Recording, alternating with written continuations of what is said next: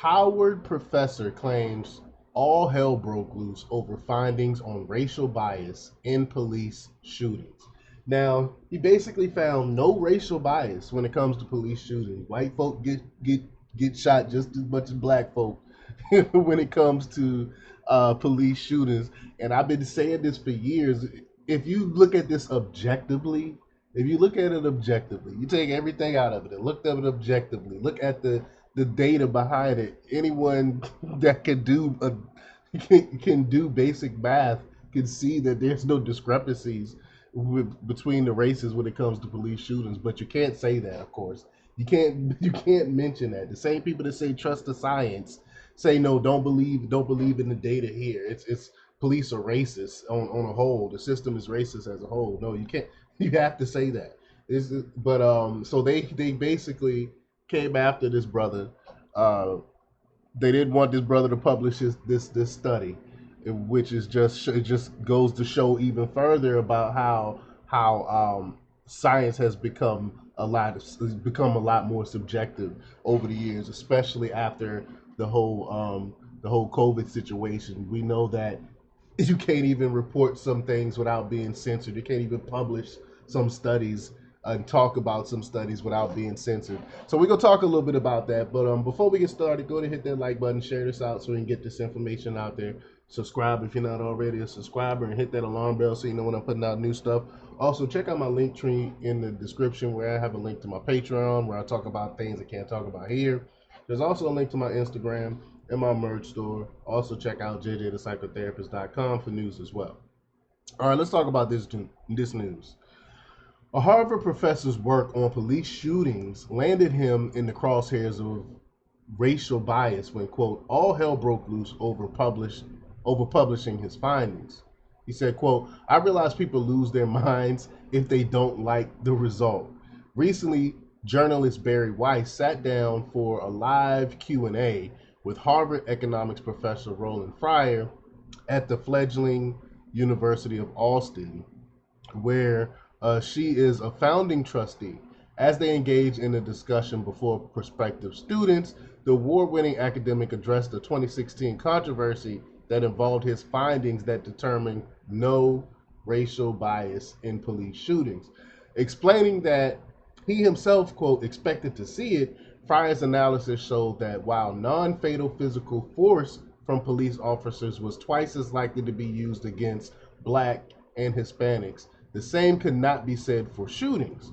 His research found officers were 23.8% less likely to shoot at Blacks and 8.5% less likely to shoot at Hispanics than white perpetrators. Quote, when I found this surprising result, I hired 8 fresh resident advisors and redid it to make sure they came up with the same exact answer as I thought it was.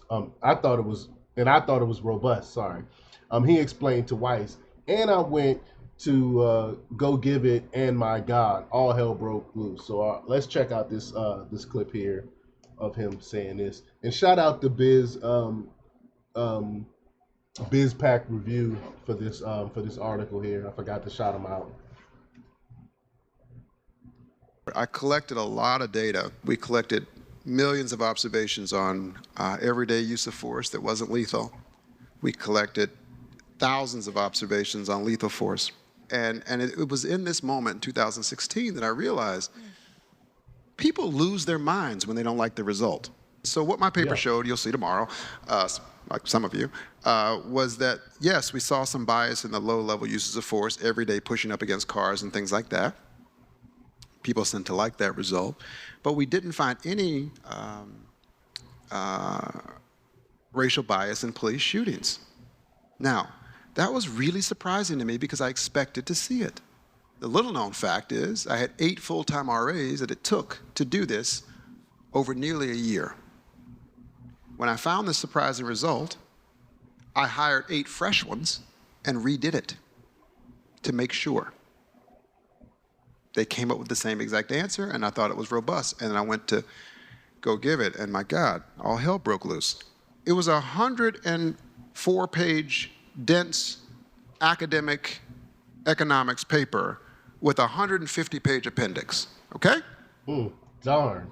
It was posted for 4 minutes when I got my first email. This is full of shit.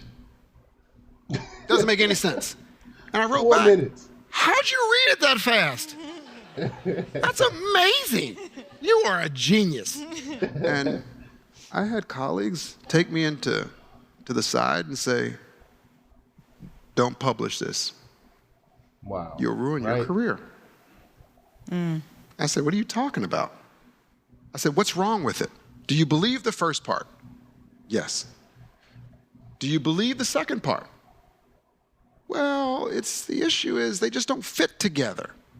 What? We like the first one, but you should publish the second one another time. I said, let me ask this. If the second part about the police shootings, this is a literal conversation. I said to them, if the second part showed bias, do you think I should publish it then?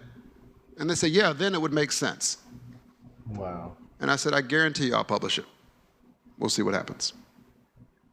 So it was, you know, I lived under police protection for about 30 or 40 days. Wow. I had a 7-day-old daughter at the time. I remember going and shopping for, because, you know, when you have a newborn, you think you have enough diapers, you don't. So I was going to the grocery store to get diapers with an armed guard. It was crazy. It was really, truly crazy.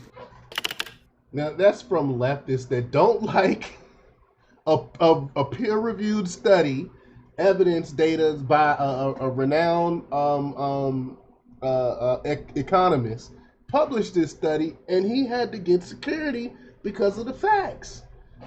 The leftists are crazy, and if you go anything against their narrative, they will come for you. And they say trust the science, but they don't trust the science themselves. As it happened, the now former president of Harvard, Claudine Gay, who resigned in disgrace following plagiarism allegations and her caged response to Congress on condemning campus anti-Semitism, had asserted Fryer had, quote, exhibited a pattern of behavior that didn't meet the expectations of the community when he faced a 2-year suspension for alleged unwelcome conduct of a sexual nature. The totality of these behaviors, Gay had said regarding his analysis as well, is a clear violation of institutional norms and betrayal of trust. When asked by Weiss about karma following the president's resignation, Fryer had remarked, I hear it's a mother effer, talking about karma. Because they came after this guy because they didn't like his study. This is wild. Additionally, he was asked about the disparity between himself and his colleagues who had discouraged him from publishing his findings on police shootings. In response, the professor expressed, quote, I don't covet what they covet, and I tell my undergraduates every year in the final lecture of my undergrad class, each one of them, the key to Harvard is get a great education without letting this place change you. And I agree with that. If you go to Harvard, if you decide to go to Harvard, which I would definitely recommend not do, but if you do go to Harvard, you know, pick up on how, you know, ways on how to study and, you know, do your job and things like that, but don't let that place change you. Don't become a raging leftist lunatic like the people that came after him for publishing a peer-reviewed study that they didn't like, you know, so he had to hire security for 30 to 40 days to protect him and his family. It's just ridiculous, and it goes to show they will come after you for anything. But let me know what you think. Leave your comments down below. Like, share, and subscribe, and check out jjthepsychotherapist.com for the latest news. Until next time, peace.